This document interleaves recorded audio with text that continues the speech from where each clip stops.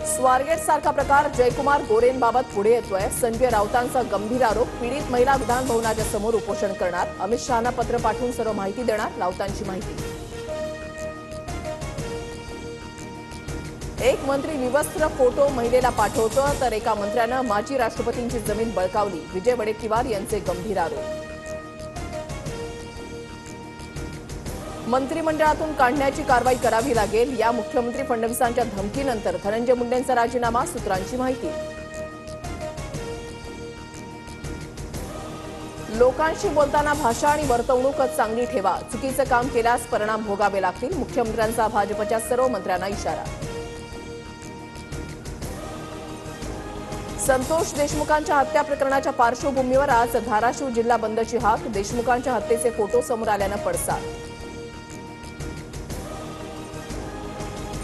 बीडमध्ये 5 वर्षामध्ये 276 हत्या तर 766 जणांच्या हत्येचा प्रयत्न, 10 महिन्यामध्ये बीड जिल्ह्यामध्ये 36 खुनांच्या घटना उघडकीस, मुख्यमंत्री फडणवीसांची विधानसभेत माहिती। विरोधी पक्षनेता निवड लांबणीवर पडण्याची शक्यता, विधिमंडळाकडून तपासणी केली जाणार, केंद्रासह इतर राज्यातील नियमांचा विधिमंडळ घेणार आढावा। सूत्रांची माहिती,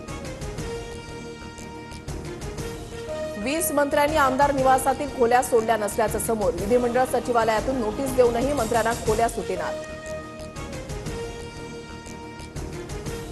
दाखले काढण्यासाठी लागणारे 500 रुपयांचं मुद्रांक शुल्क माफ, महसूल मंत्री चंद्रशेखर बावनकुळेंचा मोठा निर्णय, विद्यार्थ्यांसह नागरिकांना मोठा दिलासा। महायुतीचा विधिमंडळ समितीसाठीचा फॉर्म्युला ठरला, भाजपला 11, शिवसेनेला 7, राष्ट्रवादीला 4 समित्या मिळणार, मंत्रिपद हुकलेल्या भाजपा आमदारांची समित्यांवर वर्णी लागण्याची शक्यता।